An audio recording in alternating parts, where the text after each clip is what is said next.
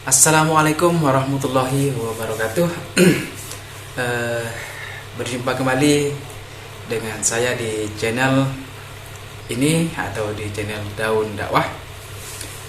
Baik teman-teman, tak henti-hentinya saya mengucapkan banyak-banyak berterima kasih kepada teman-teman semua yang sudah mensupport channel ini, channel Daun Dakwah ini, sehingga channel ini bisa terus berkembang teman-teman ya. Dan saya berharap juga semoga channel ini menjadi channel yang bisa memberikan manfaat dan juga bisa menambah ilmu, pengetahuan dan wawasan kita. Amin ya rabbal alamin. Baik teman-teman, mungkin saya akan sharing tentang dunia per-YouTuber teman-teman ya. Bahwa sekarang ini YouTube itu semakin hari semakin lama semakin peraturannya semakin ketat teman-teman ya.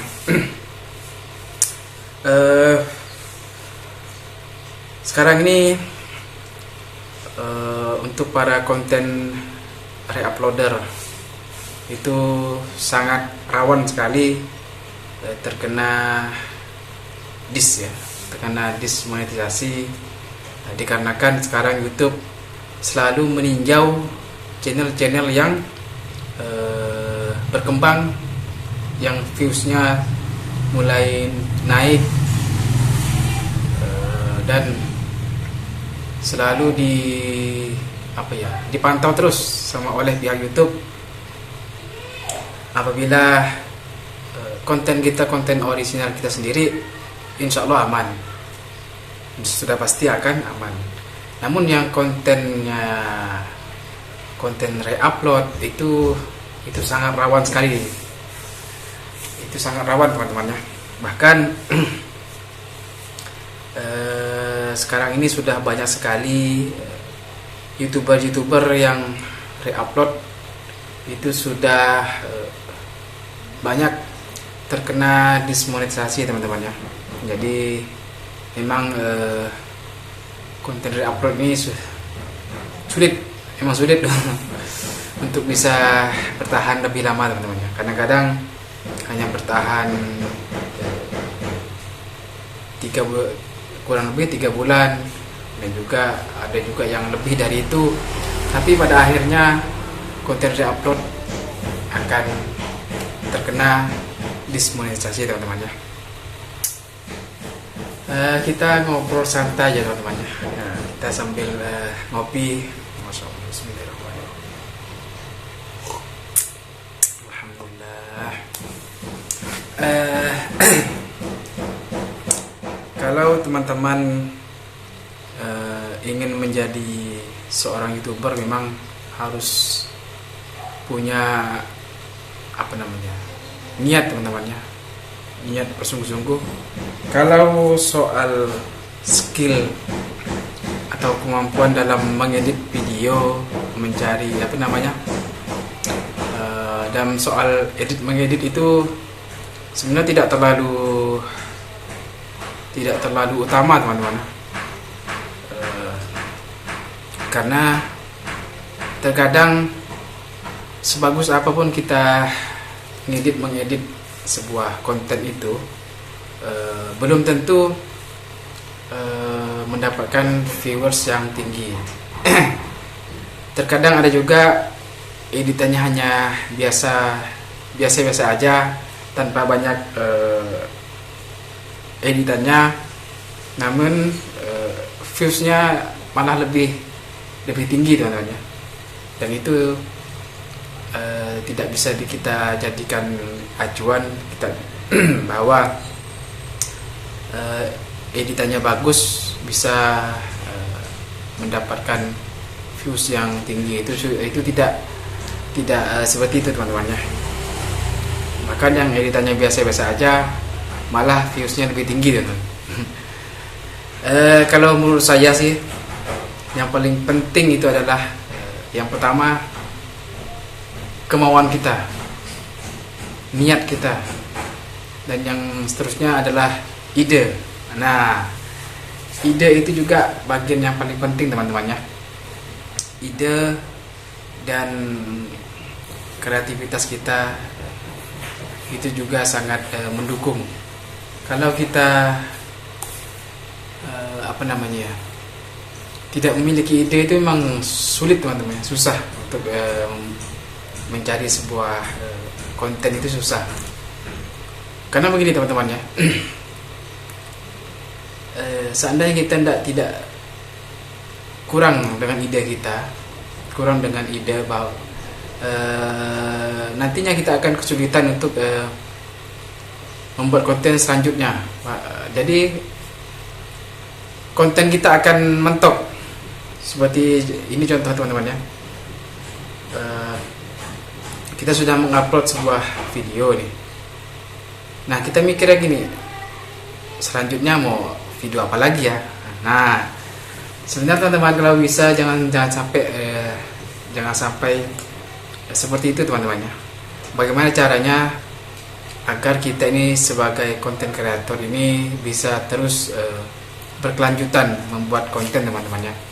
Jadi tidak habis ide, ataupun tidak mentok ide, tidak mentok ide ya teman-teman. Nah, itu yang bagus teman-teman. Kita akan bisa terus konsisten dalam membuat konten teman-teman ya. Seandainya kita kalau ide kita kurang, mungkin hari ini kita bisa buat konten, besok atau lusa bisa buat konten lagi. Tapi seterusnya kalau sudah mentok kita bingung mau apa lagi. Nah, kalau saran saya yang paling bagus adalah carilah konten yang bisa bahannya itu ada terus. Seperti itu teman-teman ya, bahannya itu ada terus, jadi ibaratnya tidak putus lah kalau ketika kita membuat video teman-teman ya. Ya memang susah sih. Makanya saya bilang tadi bahwa ide itu sangat penting juga. Nah, oke teman-teman, kita ngobrol santai kan ya. Sambil ngopi, sambil merokok juga, karena biar pikiran itu tenang ya. Nah, rokok gitu teman-teman ya.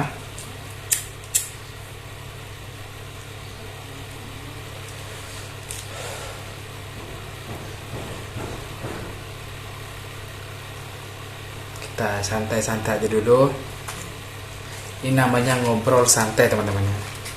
Ini bukan saya tidak bermaksud untuk mengajari atau menggurui atau dan lain sebagainya.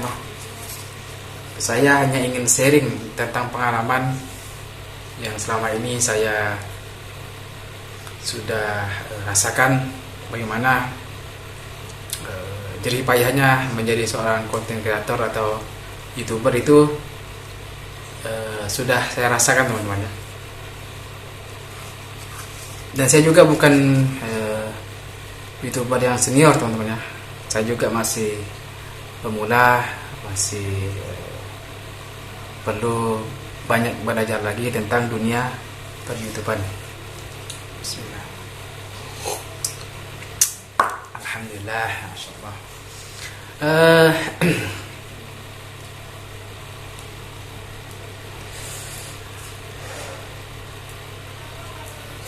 Kalau teman-teman bertanya apakah konten re-upload itu bisa dimonetisasi, jawabannya sangat bisa teman-teman ya. Karena berdasarkan keterangan yang sudah tertera oleh pihak YouTube bahwa konten re-upload itu bisa dimonetisasi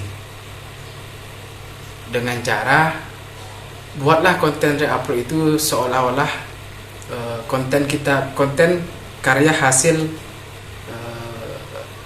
editan kita, ataupun seolah-olah itu adalah karya kita. Nah, seperti itulah gampang teman-teman. Dengan banyaknya pengeditan, dengan memberikan komentar kepada video tersebut ataupun ulasan kritis apapun dan sebagainya, memberikan narasi cerita baru dan itu memang sangat boleh teman-teman ya, sangat dibolehkan sekali, sebagaimana yang sudah ditetapkan oleh pihak YouTube. Jadi kalau kita mengupload konten orang lain tanpa banyak perubahan, itu memang tidak akan pernah bisa dimonetisasi teman-teman ya. Pasti akan ditolak monetisasinya.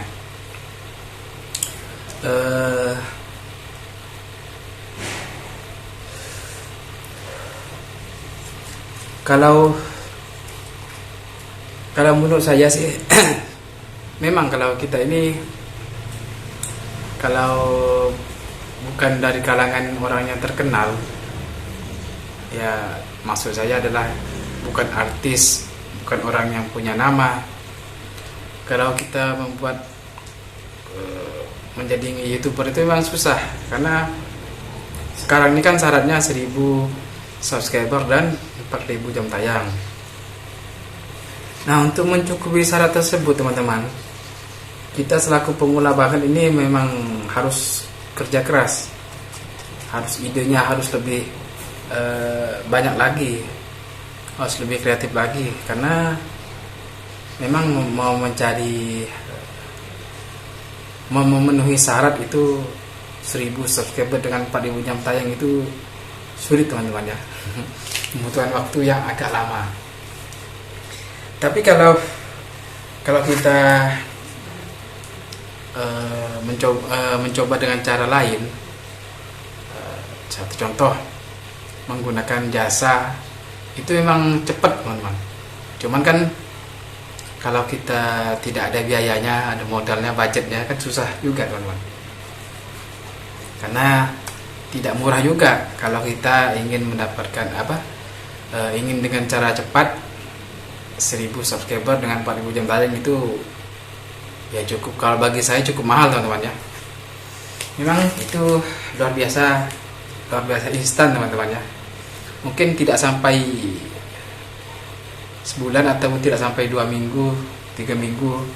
Intinya tidak sampai 1 bulan, tidak sampai dalam 1 bulan itu mungkin sudah syaratnya sudah terpenuhi dan bisa dimonetisasi teman-teman ya. Karena kalau sudah pakai jasa itu memang cepat luar biasa ya. Ketimbang kita menggunakan jasa kita sendiri. Itu memang susah sih teman-teman.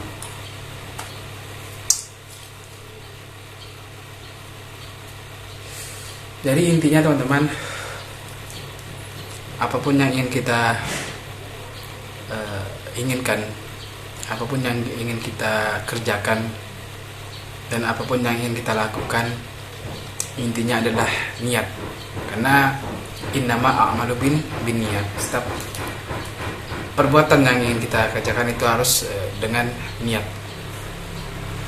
Kalau insyaallah kalau niat kita ada, insyaallah usaha kita juga akan jalan. Itu teman-teman ya.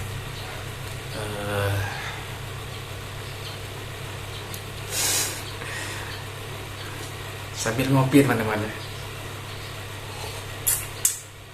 Ini hanya pengalaman pribadi saya sendiri yang ingin sharing kepada teman-teman semua, bahwa memang seperti itulah dunia YouTube itu.